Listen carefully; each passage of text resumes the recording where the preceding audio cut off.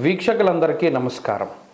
ఫిబ్రవరి మాసంలో మీకు ఏ విధమైనటువంటి గ్రహస్థితి కలగబోతూ ఉన్నది అనేటువంటి విషయాన్ని మనం ఈ వీడియో ద్వారా క్లుప్తంగా తెలుసుకునేటువంటి ప్రయత్నం చేద్దాం. జనవరి నెలలో సంక్రమించినట్టే ఫిబ్రవరి మాసంలో కూడా పంచగ్రహ కూటమి, షడ్గ్రహ కూటమి సంభవించడానికి కూడా అవకాశం ఉన్నది. అయితే ఈసారి మకరంలో కాకుండా కుంభరాశి యందు ఈ పంచగ్రహ కూటములు ఇవన్నీ కూడా ఏర్పడబోతూ ఉన్నాయి. అలాగే ఫిబ్రవరి మాసంలో ఉండేటువంటి గ్రహస్థితిని గనక మనం ఒక్కసారి గమనిస్తే మిథున రాశి యందు గురుడు సంచరిస్తూ ఉన్నారు. అలాగే సింహరాశి యందు కేతువు యొక్క సంక్రమణం జరుగుతూ ఉన్నది, కేతువు సంచరిస్తూ ఉన్నారు. అలాగే కుంభరాశి యందు రాహువు ఉన్నారు, మీనరాశి యందు శనైశ్వరుడు. ఈ 4 గ్రహాలు అలా స్థానంలో ఉన్నాయి. అయితే 13వ తారీఖు వరకు రవి యొక్క సంచారము మకర రాశి యందు ఉంటుంది. 13వ తారీఖు తదుపరి రవి యొక్క సంచారము కుంభరాశిలోకి వెళుతోంది. ఇది ఒక్క విషయాన్ని మనం పరిశీలన చేస్తే కుంభరాశిలో ఇప్పటికే రాహు యొక్క సంచారం ఉన్నది. ఈ 13వ తారీఖు దాటాక రవి కూడా కుంభరాశిలోకి ప్రవేశం చేయబోతూ ఉన్నారు. రవి రాహువులు కలిసి ఉండడం వల్ల అది పితృదోషకారకంగా మనం చెప్పుకోవచ్చును. జనరల్గా అయితే రవి రాహువు కలిసినప్పుడు సూర్యగ్రహణాదులు ఇవన్నీ ఏర్పడుతూ ఉంటాయి. అయితే ఈసారి మన భారతదేశంలో ఏ గ్రహణాలు కూడా ఇప్పుడు కనబడడం లేదు. కాబట్టి గ్రహణ సంబంధమైన విషయాలపై మనం భయపడవలసినటువంటి అవసరం లేదు. కానీ ఇక్కడ రవి రాహువులు కలిసి ఉంటే పితృదోషము వస్తుంది. ఈ 13వ తారీఖు తదుపరి ఫిబ్రవరి మాసంలో ఎవరైతే జన్మించబోతూ ఉన్నారో ఆ శిశువుల పైన ప్రభావం పడుతుంది. అందువల్ల ఎవరైనా ఫిబ్రవరి మాసంలో ఏదైనా సిజేరియన్ ముహూర్తాలు వీటి గురించి అడిగేటువంటి వాళ్ళు చాలామంది ఉంటారు. వాళ్ళకి సూచనప్రాయంగా ఒక మాట ఏమిటి అంటే 13వ తారీఖు లోపులో వీలుంటే కొంచెం పరిస్థితులు అవి సానుకూలంగా ఉంటే ఈ సిజేరియన్ అవి కూడా ముహూర్తాలు మీరు చేసుకోవచ్చును.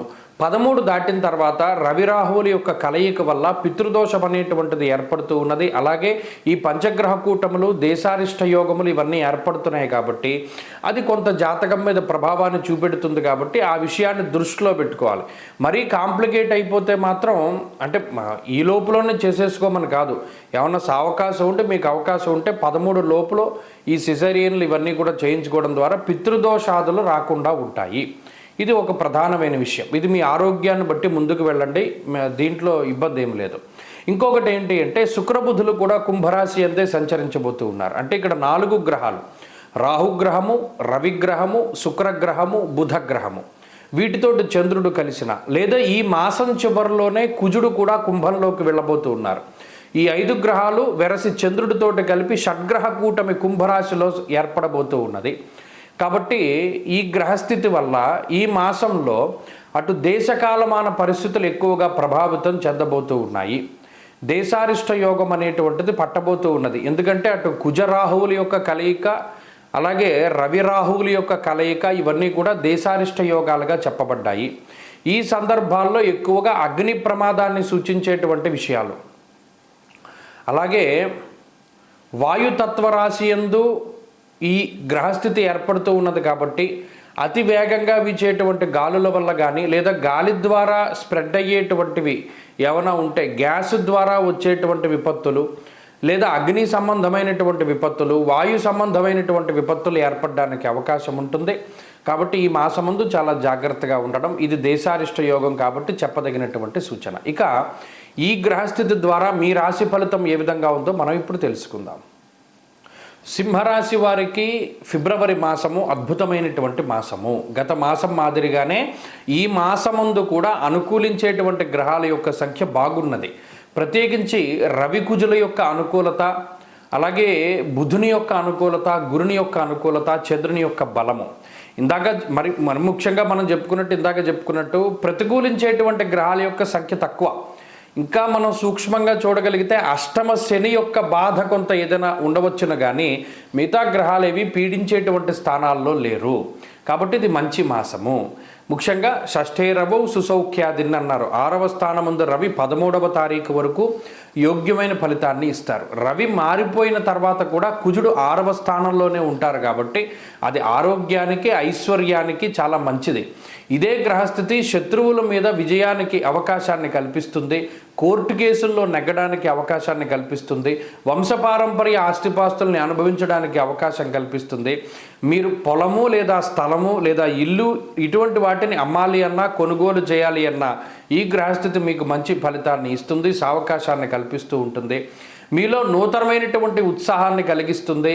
పలానాలా మనం మారాలి, పలానా సన్నబడాలి, లేదా పలానా వ్యాయామం చేయాలి, లేదా పలానా టైంకి మనం అక్కడికి చేరుకోవాలి, లేదా పలానా మోడల్లో మనం మారాలి, లేదా మనల్ని మనం మార్చుకోవాలి అనేటువంటి ఆలోచనలు కొంతమందికి వస్తాయి.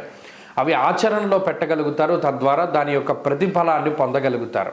మీ మెటబాలిజంలో మార్పులు వస్తాయి, శరీరాకృతిలో మార్పులు వస్తాయి, శరీర జీవన విధానంలో మార్పులు వస్తాయి, ఆలోచన విధానంలో మార్పులు వస్తాయి, క్రమశిక్షణతో కూడి ఉన్నటువంటి జీవనాన్ని అనుభవించగలుగుతారు.